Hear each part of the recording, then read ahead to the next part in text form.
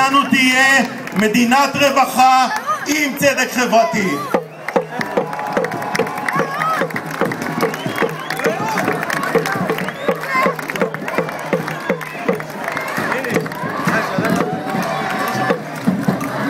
העם דורש צדק חברתי! העם דורש צדק חברתי!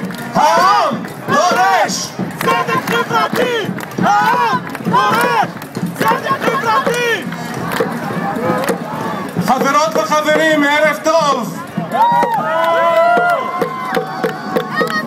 בשם מאהל ואדי נסנס אני מברך את כל האנשים שהגיעו לכאן, נשים וגברים, יהודים וערבים, חיפאים ולא חיפאים. אהלן וסהלן ביקום פי חיפה אל-חמרה, ברוכים הבאים לחיפה האדומה.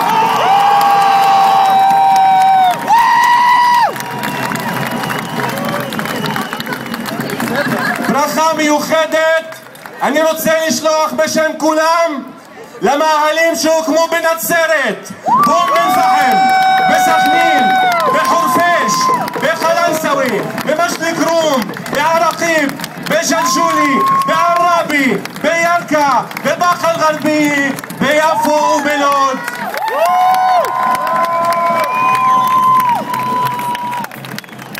אמנם הסבל הוא שונה, לפעמים הוא יותר קשה.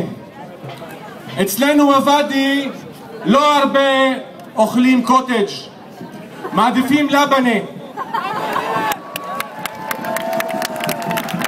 אבל גם בוואדי הפיתות מתייקרות, החינוך עולה הון תועפות ולאנשים לצעירים אין איפה לגור.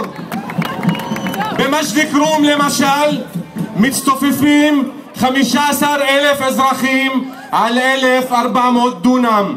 שטח השיפוט של הכפר לא הורחב מזה 20 שנה. לאנשים אסור לבנות על האדמות שהם ירשו מאבותיהם ומסביהם. אבל בסופו של יום משפחה ללא קורת גג היא משפחה ללא קורת גג. ילד רעב הוא ילד רעב, וזה לא משנה אם הוא מדבר ערבית, עברית, אמהרית, רוסית.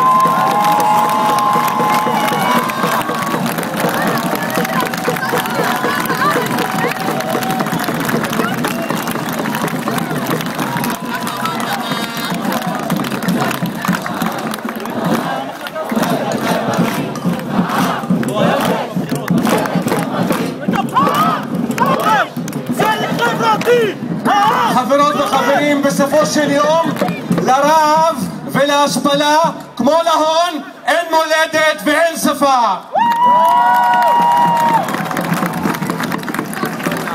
חברות וחברים, מזה 10 ימים אנחנו יושבים בוואדי בכיכר על שם הסופר החיפאי אמיל חביבי, אותו איש שכתב באופסימיסט על ילד יהודי אחד שהתיישב לידו על חוף הים בכפר טנטורה ושאל באיזה שפה אתה מדבר דוד? ערבית. עם מי? עם הדגים. האם הדגים מבינים רק ערבית? הדגים הגדולים, הזקנים, אלה שהיו כאן כאשר היו כאן הערבים, והדגים הקטנים מבינים ערבית? עברית וערבית וכל השפות. הימים רחבים וקשורים זה בזה, אין ביניהם גבולות ויש בהם מקום לכל הדגים. ואנחנו כאן הערב כדי לומר, במאבק הזה יש מקום לכולם, במאבק הזה יש תקווה לכולם, המאבק הזה הוא של כולם.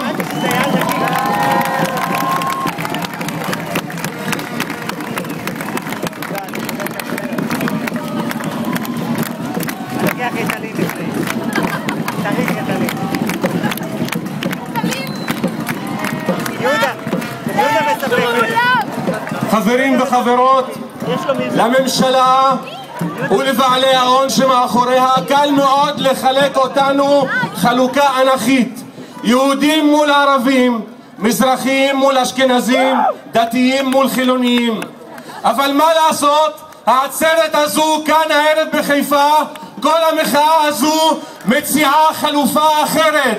המחאה הזו מציבה חלוקה אחרת, חלוקה אופקית, חלוקה אופקית בין מנוצלים לבין מנצלים, בין אותו קומץ שיש לו אינטרס לשמר את השיטה, את שלטון ההון, לבין הרוב שמפקיע היום את הדממה, שיש לו אינטרס לשנות את השיטה, לשנות את העושק, את הניצול, את המצב שבו הטייקונים צומחים וכולנו מתדלדלים, את השיטה שבה השוק חופשי יותר ואנחנו עבדים יותר.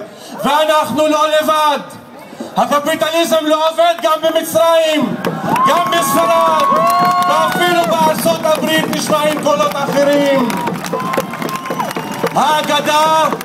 האגדה על קץ ההיסטוריה מתרסקת אל מול מיליוני אנשים שיוצאים לרחובות ודורשים דבר מאוד פשוט: לחיות בכבוד, לעבוד בכבוד, לגדל ילדים בכבוד ולהזדקן בכבוד.